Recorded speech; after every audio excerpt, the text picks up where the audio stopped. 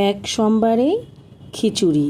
তার জন্য গোবিন্দভোগ চাল, সোনা মুগের ডাল, তেজপাতা, আদা বাটা, শুকনো লঙ্কা, কাঁচা লঙ্কা আর 5 ফোড়ন নিয়ে নিলাম। এরপর কড়াইতে পরিমাণ মতন তেল দিয়ে দিয়েছি। তারপরে শুকনো লঙ্কায় সম্বার দিলাম, 5 ফোড়নটা দিলাম,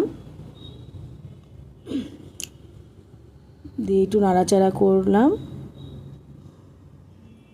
তারপরে দিয়ে দিলাম আদা বাটা।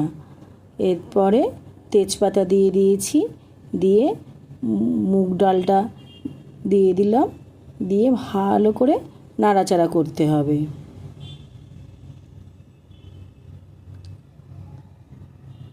তারপরে কাঁচা লঙ্কা ফেলে রেখেছিলাম সেইগুলো দিয়ে দিলাম, দিয়ে স্বাদ মতন নুন দিতে হবে, আন্দাজ মতন পরিমাণ মতন হলুদ দিতে হবে, দিয়ে ভালো করে নাড়াচাড়া করে এবারে গোবিন্দভোগ চালটা আমি ধুয়ে রেখেছিলাম সেইটা আমি দিয়ে দিলাম, দিয়ে ভালো করে নাড়াচাড়া করতে হচ্ছে।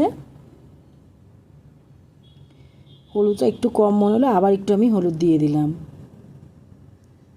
ভালো করে নাড়াচাড়া করে ভালো করে এটাকে কষাতে হবে, চাল ডাল মশলাটাকে। তারপরে পরিমাণ মতন জল দিয়ে দিতে হবে।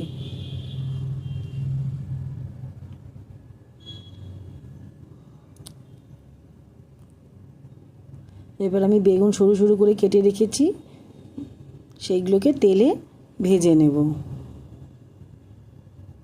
খিচুড়ির সাথে বেগুন ভাজাটা ভালোই যায়।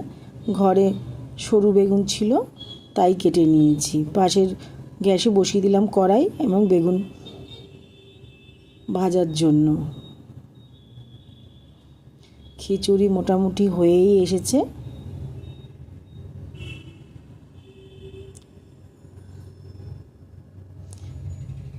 চিনিটা একটু পরে দিই যাতে মুগ ডালটা গলে যায়।